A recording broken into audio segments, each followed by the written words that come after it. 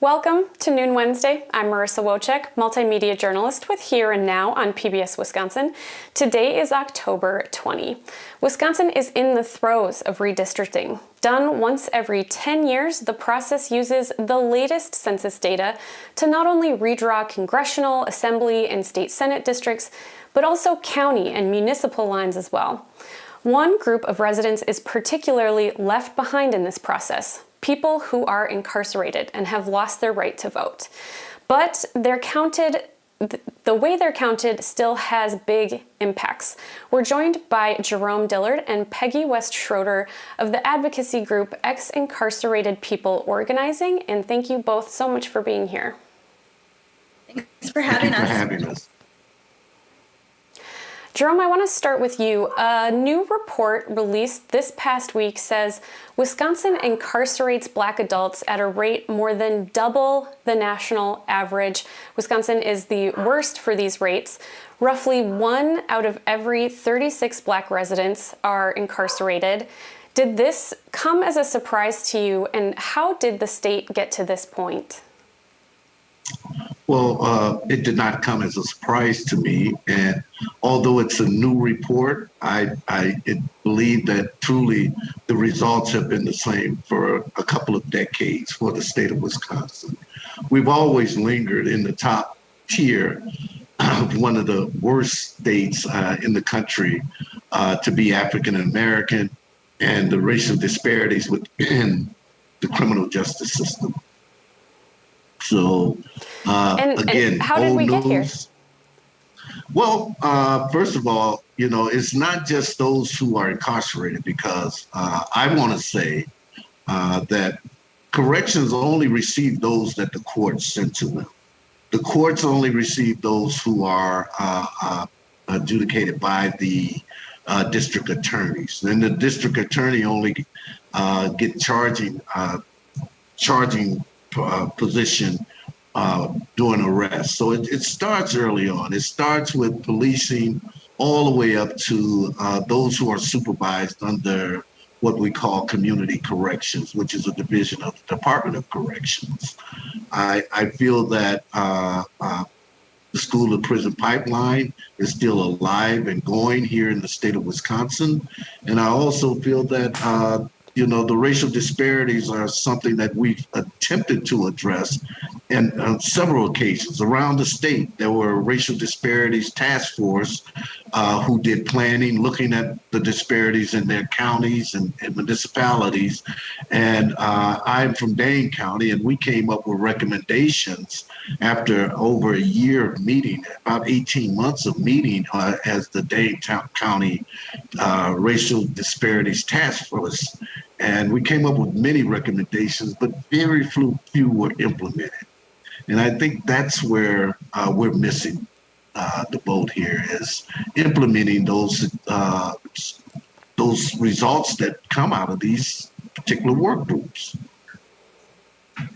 And Peggy, why does the census counting the home address of someone who is currently incarcerated at the address of where the prison or jail is located and not where they last lived, why does that happen?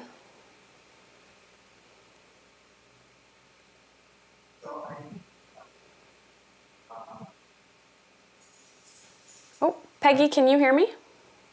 Oh yeah, I can. I'm sorry, I didn't hear. I didn't know that was directed towards me. So what happens is that in the state of Wisconsin, you are counted if you are incarcerated in the facility that you're incarcerated in. So that both has financial and political implications to those communities.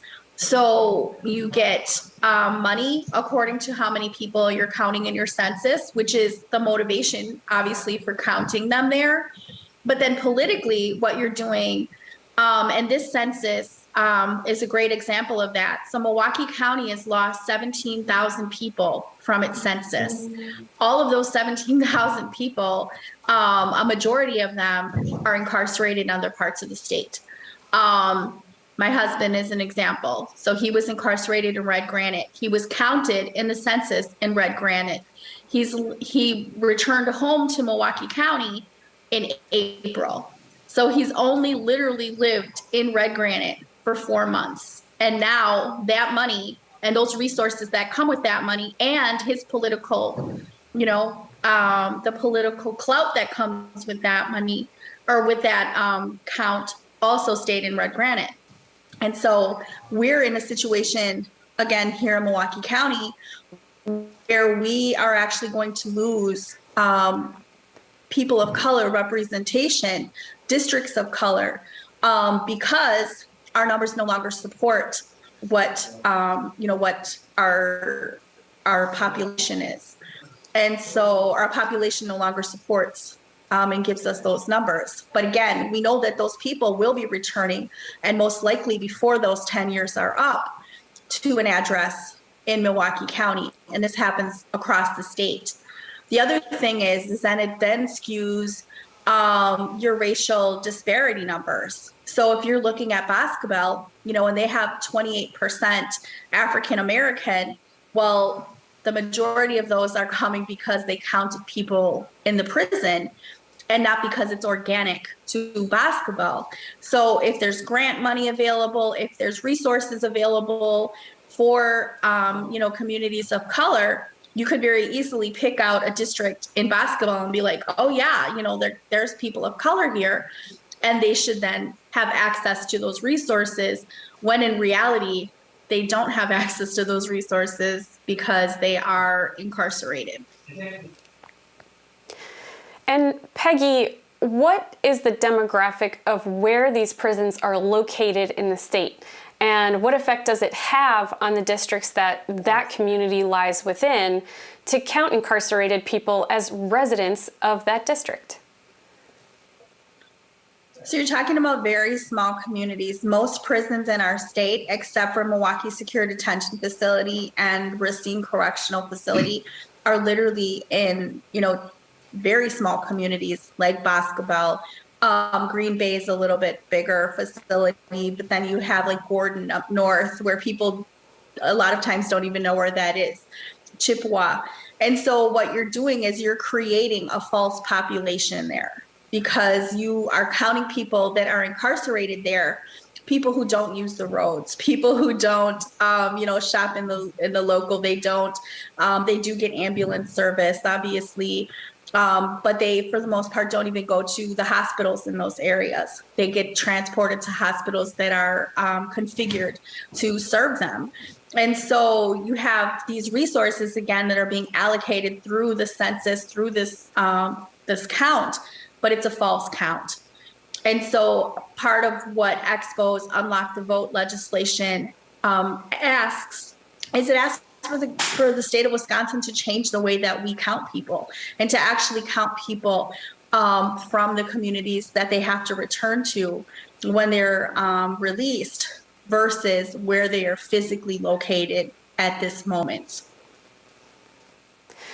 Jerome, one statistic reported by the Journal Sentinel recently said the combined prison and local jail population is equivalent to 80% of the adult population of a typical assembly district. Does this population have any voice or ability for their interests to be represented in that district? Unfortunately, no, we do not have any voice in those districts. The fact of the matter is, individuals who are in our community paying taxes, working, taking care of their families, but yet and still have no say in school, who's on their children's school board, who represents the community that they live in. Taxation without representation has been my pet peeve. That's part of the reason we started Unlock the Vote campaign in 2017. We actually looked at it, and 2019 we were able to get some legislation written on that, but it didn't get anywhere. The fact of the matter is that many individuals in Wisconsin, roughly 47,000, between 44 and 47,000 individuals are under the control of community corrections in Wisconsin. And as long as you're on supervision, parole, or probation, you cannot cast a ballot. You have not gained your full citizenship. But there's been a trend around the country where we're seeing when individuals leave correctional facilities, automatically their voting rights are reinstated. And over the years, I've just seen state after state grant these rights. And recently, we just had the governor of Iowa who did an executive order to grant voting rights to individuals who are paying taxes, who are in the community, and taking care of their families. And so I think it's the right thing to do. To be honest with you, we should never lose our voting rights, but we're making that compromise to say, let us vote once we're back in the community. And I don't think that's asking too much, but no, to answer your question, they have no say. And Jerome, what about those who say, well, someone in prison has forfeited their right to vote, and technically they do have representation if they're able to contact the representative of that district? Is that enough of an ability to connect with a representative in that area? Well, are we talking about the area where they're housed, or are we talking about the area where where they come from? There's a Where huge they're housed distinction there. in the, yeah. Well, absolutely not, none whatsoever. I mean, when you're serving time in Dodge County, which has several prisons there, it really boosts the numbers of county residents in Dodge County because they have 4 active prisons in that county. But yet and still, they can, if they contact a representative from anywhere in that area, they're not going to get a response. They're looked at as prisoners, temporary residents. They could be looked at from many different views, but no, they will not get a response. We have no say. Peggy, what effect does this have on the community from which those who are incarcerated actually call their home?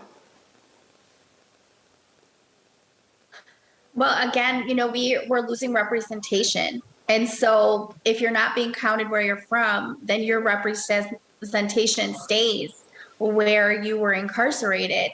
And as Jerome just stated, we have very abysmal opportunities to get a response from our elected officials. I think State Senator Lena Taylor does a really good job and has hired someone who's directly impacted to work in her office, and she returns phone calls. She's literally one of the only state representatives that we've heard of who do this. And then, so we're literally in a situation where we could lose congressional seats. The way that the congressional maps are drawn in Wisconsin leaves a lot to question how exactly that happens. But if you take a look, again, you have Milwaukee, which is the largest, it's the economic engine of the state, but yet we have the smallest congressional district. And then you take a look at the other places in the state where there are prisons, and their districts are much larger. And, it begs the question, how did this happen? And, part of the answer to that question is that people are being counted in places that they don't live. And that wouldn't be terrible if they weren't benefiting from being counted in those districts, both politically and financially. And so is this an issue of the census needs to change what information they're gathering? Does it need to say, if you are incarcerated, where is your permanent residence? What is the location of your prison? Or does it have to come in the form of more legislation from the state side of what they then do with that census data? We would like to see both. We would like to see them count people differently. We would like to see people counted because, again, especially in the state of Wisconsin, you have to return to the district that you were charged in. And so it's not as if someone in basketball has the opportunity to stay there. And we see this all the time. People at McNaughton who are working in the community there, have jobs there, and aren't allowed to stay there. They have to come back to the community that they come from. Yet again, you know, the money and the resources that come from them being counted in that census stay there. And so we would like to see we would like to see that process changed. We would also like to see it set in stone through some legislative action. Jerome, how much of this kind of ends up being a bit of a feedback loop? These districts lose representation that could lead to representation in their districts and enacting policies, or it could mean funding. And then we go back to Wisconsin having some of the highest rates of disparities in many different ways. Is it difficult when lawmakers are in charge of passing these maps to actually make any inroads on this issue? Well, I feel that no, they really don't want to make any inroads. The fact of the matter is the census is taken every 10 years. Say, for instance, if I'm in McNaughton or Fox Lake and doing a census year, during the year that they take in the census, I will remain on that count for the next 10 years. Although 3 months later, I get out and I'm heading back to Milwaukee or Madison or Racine, I am still counted as a resident for the next 10 years of that county. And so, no, drawing the maps and everything is just another advantage. I think that's another way of gerrymandering the count on individuals incarcerated. Jerome, what does this mean for what we consider to be the cornerstone of democracy and a guiding principle of redrawing these maps where one person equals one vote? Do you believe that with the way maps are drawn and the census counts this information, that we are truly having one person equals one vote? Well, absolutely not. The fact of the matter is we even have people in our communities, again, who are taxpaying citizens who cannot vote. I think it's been designed to impact our communities this way, and there's no will to change things in our state. I mean, this is nothing new. I can recall, getting out of prison and spending 5 years in the community, not feeling that I was a part of that community for the simple fact that I could not cast a ballot. That bothered me. And seeing individuals who are able to cast a ballot for the first time, how that rejuvenates them, how that they feel that they're part of something. Oftentimes we just feel that we're not a part of America because we have no say, we have no voting rights, we have no say in anything as far as representation goes.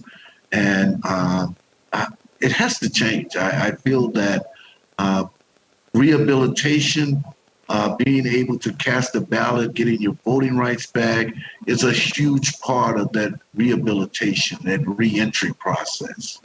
And, I just feel that this is an uphill climb, but we're going to continue to fight and demand that citizens get their rights to vote because we are citizens.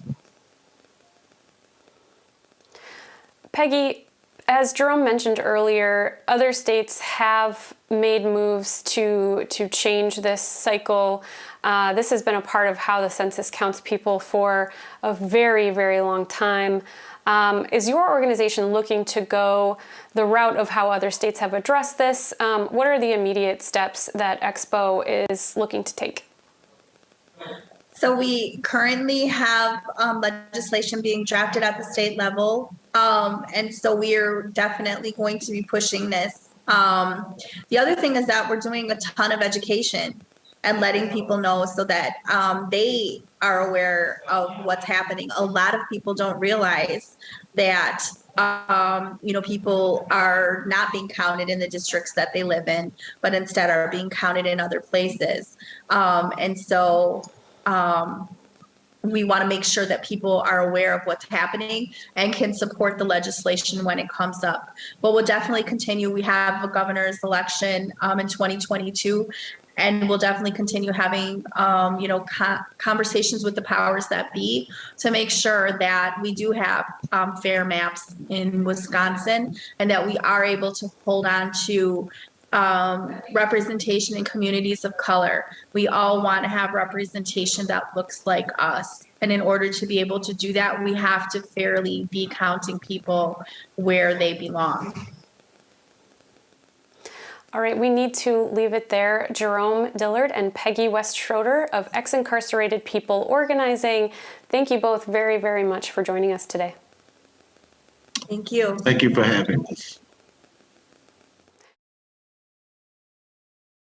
You can visit pbswisconsin.org/news. And thank you so much for joining us on Noon Wednesday.